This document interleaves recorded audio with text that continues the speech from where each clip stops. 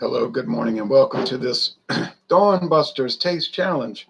We have from 1874 in the Kingdom of Spain, Fundador Solera Reserva. Now, this winery and distillery was established in 1730 by Pedro Domecq. No age statement. I bought it at Savannah discount for $13. The normal price is about $16, however, but I got it at Savannah discount. Everything's cheap over there. Well, not everything, but many things. Just got to scout them out. The Whiskey Scout went with me a week and a half ago, and he did some scouting, boy. Woo.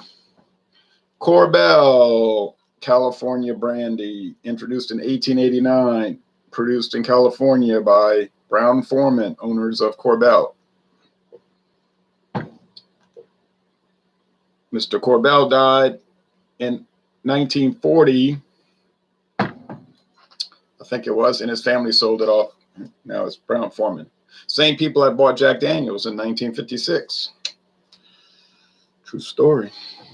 It's a family-owned company, Brown and Forman. Okay, so this is F for Fundador.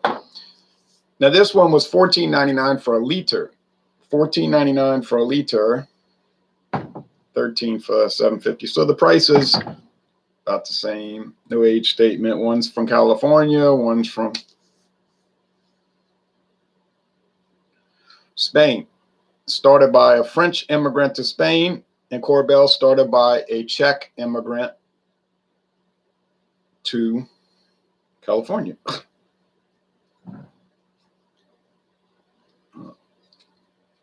Plastic cap cover. Tight. Rubberized cork. But I had some pressure built up in it, huh? You heard that? Pressure. Billy Joel could write a song about that build up. So that really popped. Yeah, I was You'll notice that with these distilled beverages, whiskeys, and brandy, the lower the product gets, when it gets down to here, the bottom 20%, it'll really do that. So it's obviously building up air pressure as it gets lower. You gotta watch it in the way. Tip says, good morning. Good morning to you. So here's the Fundador, Brandy Fundador Solera. Now, these are both the entry-level products, okay? So you say, oh, well, those companies sell cheap brandy. Yeah, well, pretty much every company sells cheap brandy. Tried Modelo Negra for the first time. Dark beer I enjoyed. I'm glad you like that. I really like it. I did some good cooking food video comparisons with that in 2014. All right.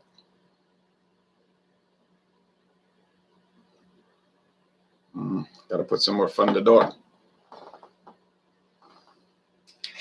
After this, we're going to have to move the schedule around a little bit, but what's new? That happens when you're doing Dawn Buster. But so this is actually counting for Wednesday. I can't get that. I'm not going to keep adding. I'm just going to hope for the best here. It's going to count for Wednesday, and then I got to do one for Monday because Monday's not going to work out too well. But we'll get it straight. And after this brandy's over, I have a solo review coming up eventually in a few days for. But I went out of sequence. I screwed up. I don't know what I was thinking, but I did the Old Overhauled, the new the new edition, the 2020 edition of Old Overhauled. Didn't realize I had a new edition. Think I'll be able to bring in the old edition later, in previous edition. But then I'll have rum. So I'm going to do the Old Overhaul solo review, and then we'll put that on the side. Then we have rum, Ronrico Silver Label, the Caribbean rum from actually the U.S. Virgin Islands, St. Croix. And then I'm going to do the Ronrico Silver against all the other silver/white rums I have. Same thing. Silver rum, white rum, depends on what company you're dealing with. So that's going to take a few weeks. And then I'll be back in sequence, you see, and then do the old overhaul versus the rye whiskeys I have, which isn't really that many. And then I have a straight bourbon coming in, which is ancient age, not the common ancient age, which everybody around here sells.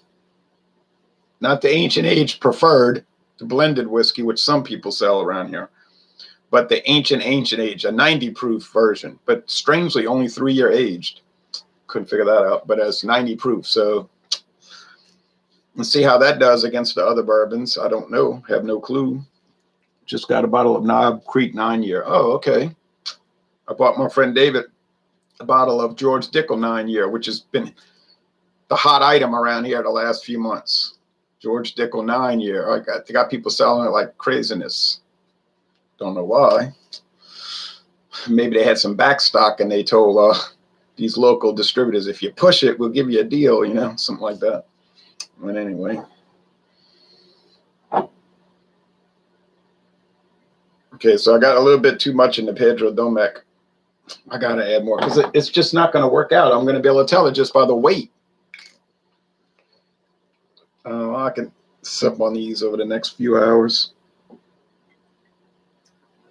People will tell me, but you want to drink it at 5:30 in the morning? It's really not about that. I just like tasting them, but I'm not going to waste them. But I like to see the sunlight come up as I do the challenge, is the whole reason. Plus, it's out the way. I'm done with it. I don't have to worry about it later. Sometimes I'll do a late morning one or afternoon one to make up for a future day when I know I can't do it. So I think the Domecq is a little darker. Not sure. Can't remember. That's a good thing. Short-term memory, good. You don't want to have when you're doing these, you don't want to have a good working memory because you want it to be a blind taste test. Now, you want to have a good long-term memory because then you want to remember what did the product taste like a few weeks ago, and then you will compare it to what you're tasting now. So you want to have those ideas in your mind, like I did with the Mitsunara, Chivas Mitsunara. Yeah, see, I kept getting it right because I had the memory of it. And then the Dewar's Illegal Smooth, I was able to kind of keep that in my long-term memory, and then when I processed through it, I got it right almost every time. You say, well, what did that accomplish? Well, I didn't say it accomplished anything. Beer, wine, and liquor reviews do not accomplish anything, or they shouldn't, really. A lot of people look at it as like their religion. I look at it as just a fun hobby. And that'll cause clashes with other people because some people who drinking beer or whatever is their religion, right? And they have that real intense approach, like they're kind of aggravated, you know, almost like they're defensive about it. And then my approach would be just laid back, having a good time with it. You know, you're going to have clashes. And it's not that I don't take it seriously. I do take it very seriously, but within a certain context of I know what I'm dealing with. You understand? I think you do. A thinking person could understand what I'm talking about. If you have a cognitive deficit, you may not. Probably won't.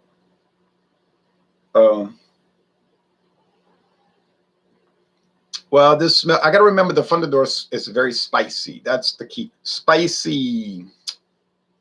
It has no added spices. There is a Korbel with added spices called XS, extra spicy. This smells like a mildly spicy grape product, and they are made from grape wine.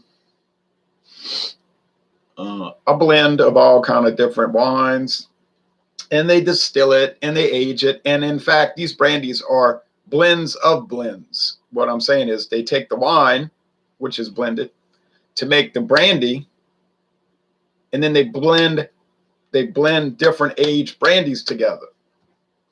And they may have been aged in different types of wood. Now, the Korbel says they age it in old whiskey barrels.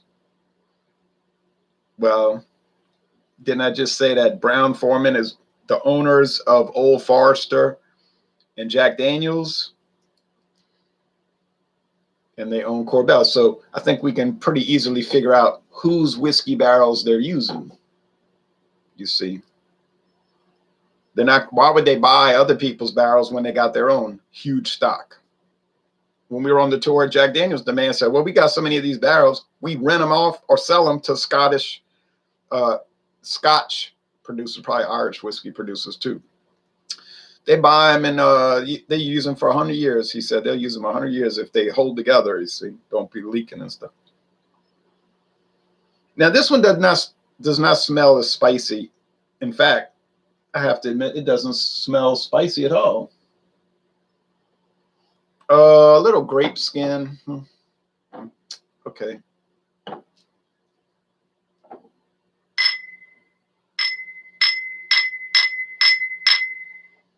Tip says, do you know what brewery Hurricane High Gravity is made if purchased in Washington State?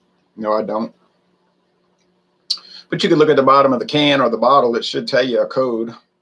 And you can look up, I think, on the Anheuser-Busch website or your distributor. You could just call your distributor. And they'll tell you what the codes are. Like if it says HO, that's Houston, Texas. Or I usually say HOU, Houston, Texas.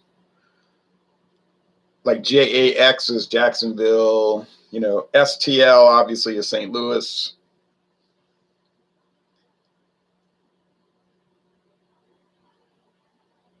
CA, I guess, is California, the Irvine, California brewery. So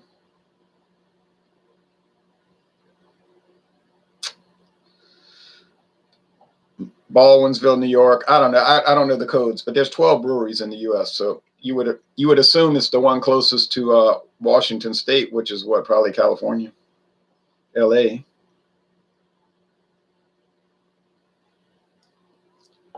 But I really don't know. Now this one tastes very spicy. Boy, that's like spicy candy. I say whiskey tastes like candy to me, and it does. And caramel candy usually, or corn, or really candy corn, which I never want to eat that. But brandy tastes like caramel candy to me. I don't know why, it just does. Look what the Fundador website says. Solera, aged in oak casks. There you go. Giving it the, now this is translated from Spanish, so their translation is kind of poor. You could tell they have trouble with English, but they say, giving it nobility. The Solera of this wine is established in 1874.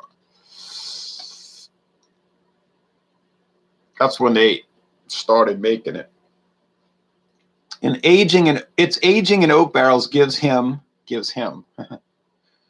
We don't use this kind of terms in English, him or her, except referring to countries like she declared war on Germany or whatever. Gives him his characteristic nobility, both in the aroma and in the flavor. Color, old gold with rainbow-hued flashes. Well, I didn't see any rainbow. I wasn't on Noah's Ark, you know, but I didn't see any. I saw amber. I didn't see old gold, unless that's what they call an amber. But, I mean, isn't the color for the New Orleans Saints helmets old gold? Or is that the 49ers? One of those two teams, the New Orleans Saints. And it doesn't look amber. It looks gold. Balanced, clean, with a fragrance of wood, seasoned by rich sherry. Smooth, leaving a persistent lingering in the mouth. All right. They got Exclusivo, Gold Reserve, Light, Double Light, Ultra Smooth, all these different types. So we're not going to go through that whole catalog. California brandy. Since 1889, our Sonoma County winery has been producing award-winning California brandy, handcrafted in small batches at our artisan distillery using only the finest California grapes. Korbel California brandy is masterfully aged to perfection in premium oak barrels, fire-charred and mellowed to achieve a golden amber color, rich butterscotch aroma, and extra smooth taste. Yeah, and also seasoned with Old Forester and Jack Daniels whiskey, no doubt. You get a great value for $14.99 a liter, though. I would say, yeah, go get Korbel. Yeah, it's a winner. Very hard to find in Louisiana, though. Not their wine. Their wine is everywhere, but their brandies. I've only seen it at Domecq, and I saw the XS at Mietz, and Mietz is closed. It's kind of a small convenience store / beer, wine, and liquor store. Gas station. Okay, I know which is which now. Oh, what else does Korbel have that they list? They have a VSOP. That would be a double aged. It's called Gold Reserve. Well, I've never seen that for sure. They got XS, which I had, the extra spiced, vanilla citrus infused. Korbel 12 year. Sure never saw that. I know it wouldn't be $14.99. Francis Korbel. Korbel 18. Maybe you could get it for $89.99. Korbel 25, the ultra premium brandy in their portfolio. Well, obviously, that's going to cost you, could be $300. I was looking at some of these things like Total Wine and More website yesterday, and I was looking at I was thinking about it. I'm like Nikki in a casino. Did I say I was going to do it? I said I'm thinking about it. Because Saturday I was at River Ridge Market, and the girl was letting us taste Evian tequila because she was promoting Pernod Ricard brands like Martell Brandy, Blue Swift, and I said, "What the heck? I've never had tequila in my life." She had this Evian Silver, so I tasted it. Oh, she poured too much. It was a big shot. I was like, "Oh." And it was so smoky and rich. I said, it tastes like a smoked bell pepper. I thought, and I said, should I do it? Could I do it? Well, of course I could. Start reviewing mezcal and tequila. I don't know. I just feel like I never get anywhere. You know what I mean? I never accomplish anything here. But the Evian was very good. Avion, Evian. And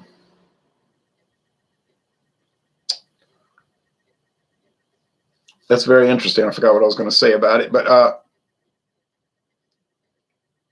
was at River Ridge Discount where you can get a lot of things. I guess that's what I was going to say. I can't. Oh, I was looking for the a rye and I couldn't find it. They didn't have it. Act like they never heard of Old Overhaul. I've tried blackberry brandy similar to cough syrup. Oh, yeah, those are those liqueur brandies. They're 35% alcohol, but you can get some true brandies. Laird's apple brandy, Applejack, very famous. But you can make brandy out of anything. If you made strawberry wine, then you can make strawberry wine brandy. See here, they're taking, what about, you said, what about sherry? Yeah, sherry's a type of wine. It's use spiked with brandy. And you can make brandy from it. Marsala, port, white Zinfandel. It doesn't matter what kind of wine. You could take orange wine made from oranges, which they make. I think it's pretty low quality, but you could make sherry from it. I try. Do you know what's? Oh, I already read that. Okay, so I'll tell you right now. This is the This is the Pedro Domecq. This is the Fundador, and I'll tell you why. There's no way the Korbel's this spicy. I mean, this is really spicy. It's like you almost think they added spices, but I know they didn't.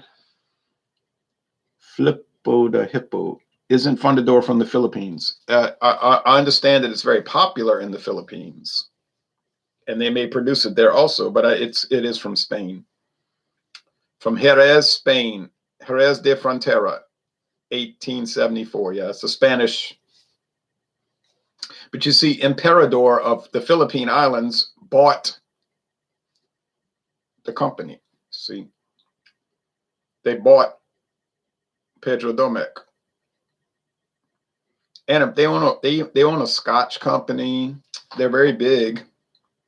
See, Fundador is very popular in the Philippines, so you might get 20 varieties, but here we get one, and that's if you happen to see it, which I did.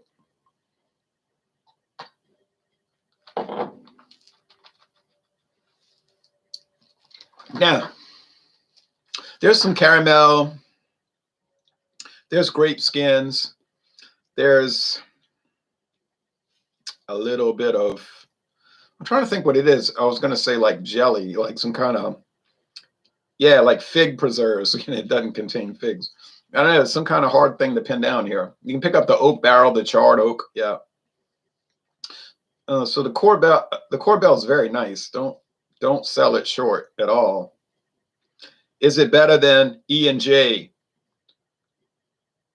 I'm gonna name 3 popular American inexpensive brandies. Is it better than E&J, Paul Masson, and Christian Brothers?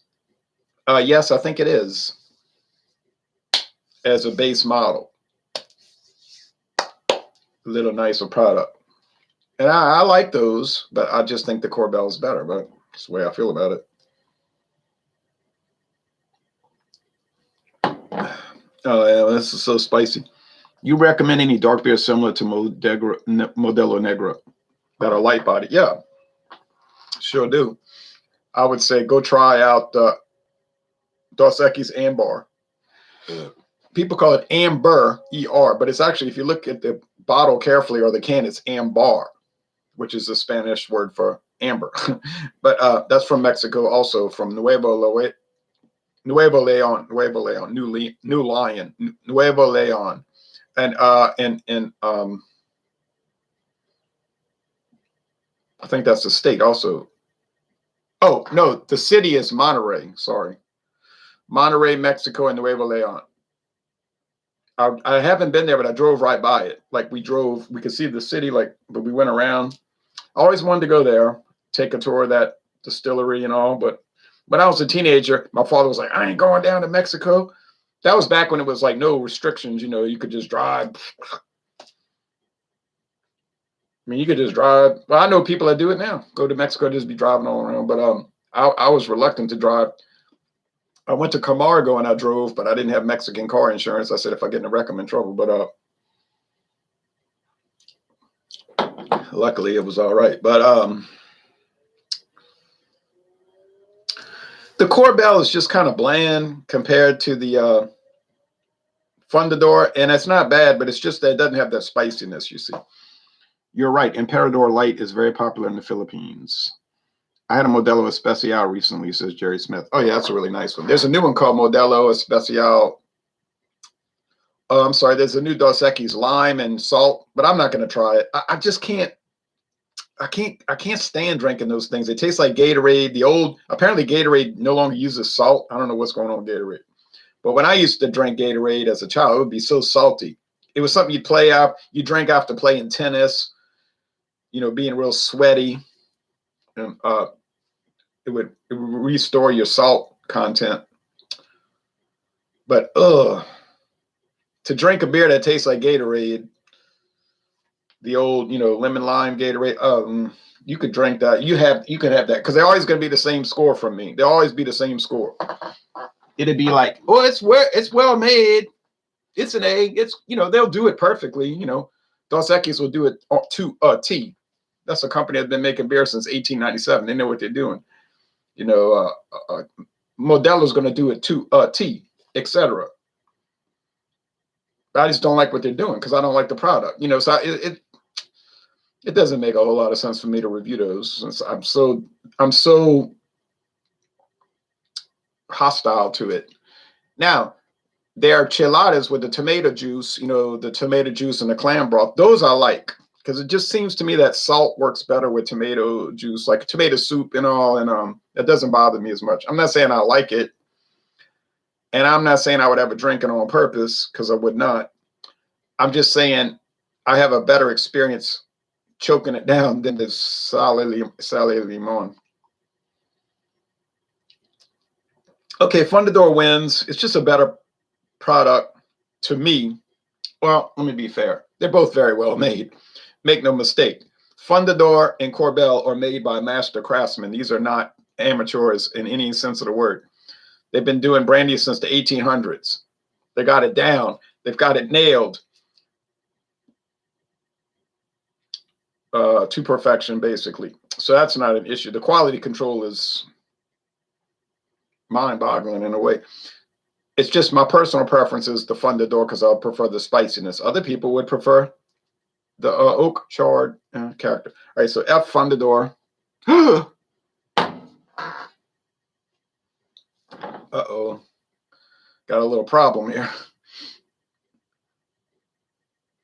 That's not the Fundador. Uh-oh, well. It's kind of scary. This is the Fundador. Well, like Popeye said, well, blow me down.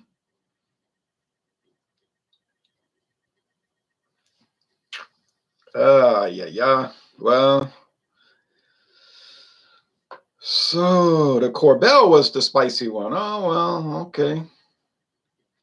So I guess I preferred the Korbel. That's why the blind taste test is so important. I watch so many beer, wine, and liquor reviews, especially beer, where they're holding the products in their hand, they're looking at them. Budweiser and something else. And then they'll tell you, I never liked this beer. Okay, so bias. I never liked this beer. I love this one. All right. So, but then they'll taste them. Oh, and so on. I'm like, well, golly gee. What have you proved? That you tasted two beers, that you have you're partisan towards one, and then you told us that you like the one you were partisan towards. And they'll take offense sometimes, they'll get defensive. I'll say, well, you ever thought about doing a blind taste test where you can eliminate any bias? And oh, what are you talking about? They get like hostile, and I'm like, I'm just thinking about it. They'll take it as I'm attacking their channel. I'm not attacking their channel. I'm trying to make it more interesting for me. I'm a viewer. I'm mainly a viewer. I make content. I produce a lot of videos, but I'm mainly a viewer. So I'm trying to make it more enjoyable for myself. But a lot of times they take it the wrong way, Morning, Ron. Glad to see more Brandy, says Jeep and Foodie. Caleb. Well, I'm sorry to say, but this is the last Brandy video for a while. Not forever, of course, but for a while. I have more Brandy in the back stock. Oh, what do I have? I have Ciroc, French brandy. Ciroc, C-I-R-O-C, the famous vodka. Yeah, baby, they make a brandy. Kind of rare, too. I said, ooh, it's about to get real. I've got a treacherous one called Delacour. You say, oh, no, not Delacour, that Hennessy mimic with their fake Hennessy label. Yeah, that one. I couldn't resist. It was so cheap, and it looked so homely and pathetic on the shelf. I said, look at this. I had to buy, I'm attracted to those kind of atrocities. But then I was kind of shocked because I was reading about Delacour. Oh, and guess what? All these fancy New Orleans restaurants use it as their house brandy. Galatoire's, Court of Two Sisters, Antoine's, oldest restaurant in New Orleans since 1840. I think Two Jacks, the second oldest restaurant. I say, what? Why are they using Delacour? I would assume because it's very cheap. And secondly, it might taste like something that they're trying to approximate it to. You know what I'm saying? Like, it's really super cheap, but it tastes similar to another brandy that ain't cheap, but they're restaurants. So restaurants like to upcharge everything, but not spend a lot. So they're using it as their happy hour brandy to make Brandy Alexander, brandy. You just get on their website, talk about all these things you can get for $5. But it probably cost them 50 cents to make it, if it costs that much. That's where the restaurants make their money, on drinks, not on food. Food is a lost leader, really. You ever notice you go to a restaurant and order water, they're kind of aggravated? They'd be glaring at you, water. Well, that's what I like to drink when I'm eating, water. Not beer, not wine, not milk, not iced tea, really just water or coffee for some reason. But they'll glare at you, because they want you to get the Coca-Cola, and they're going to charge you $2, and it costs them 2 cents from the fountain. True story. I'm not picking on restaurants. I'm not criticizing restaurants. I'm a free enterprise person. I'm probably the most free enterprise person you've ever met. And that's probably certainly the truth. There's probably no one you ever interacted with that is more profoundly free enterprise oriented than myself. I'll be the first to admit that. I'm just saying there is a way that they can make money, and it's based on drinks, cocktails, soft drinks, Coca-Cola, beer, because they can make almost pure profit from it. The food, they might even, in some cases, lose money on it. But I know it's true because one time we were at a restaurant talking about that. And the waitress, who we weren't talking to, by the way, decided to jump into our conversation and then lecture us on, that's not true. That's not true. And we were all looking at her like, is this lady crazy? I was amused by it. I thought it was funny. She says, they pay 75 cents a bottle for Barks root beer. And I'm thinking, yeah, I bet they do. And she just was going on. And I was thinking, okay, A, we hit a nerve, which means we're right. And B, she's probably either married to whoever owns this restaurant, or she is a child of whoever owns this restaurant. So right off, when she flew off the handle like that, I knew we hit a nerve. So I know, because if we'd have been wrong, just ignore us. It's just customers saying stupid things, which is probably common, and inaccurate things. And thirdly, she was very comical because I said, do you have cocktail sauce? Well, she was already mad after the drinks comment. And I was saying, do you have any cocktail sauce? And she took the ketchup bottle. They had tartar sauce. No, they had Tabasco. No, what you call horseradish in a little glass dish with the top and the spoon. And she took the ketchup bottle and she did this on the table. You can mix your own cocktail sauce. That's what she said. Customers mix their own cocktail sauce. And my friend's wife just, you could see her blood pressure rise, and she was about to explode. Like, I'm going to tell that so-and-so where to get. I was like smiling. I said, don't get angry. It's just funny, really. Smashing that, kind of banging that ketchup bottle on the table. I said, oh, I'm not mad about it. She ain't going to get a tip, but I'm not mad about it. Okay, now last comments and then we out of here. I'm going to walk. Yeah, we had Powerade during my high school years. So I assume that was salty. Didn't like any newer lime salts. Mango Chilada is great, says Tip. Morning, Ron. Glad to see more Brandy. Any good taco spots in Louisiana? I suppose so. Good morning again, says Dark Lotus. Good morning to you. Dr. Frosty Bruce says, cheers, Ron. Cheers to you. And Drewski Brewski, we all know Drewski Brewski, says, cheers, 4 exclamation marks. Or is that 3? Yeah, 3. 3. Sorry, couldn't see. You, says Burley. All right, well, that's it. I got to go because I'm going to do later on, I'm going to record the Ronrico Silver. That'll count for Friday. So Ronrico Silver coming up, but it won't be posted for a week and a half. But we'll see what that's about. It's been around since 1860. True story, real brand. It's not a store brand. It's a real actual brand. Back in the 70s and 80s, they had big ad campaign. Y'all might remember. I don't. I wasn't looking at liquor ads when I was 10.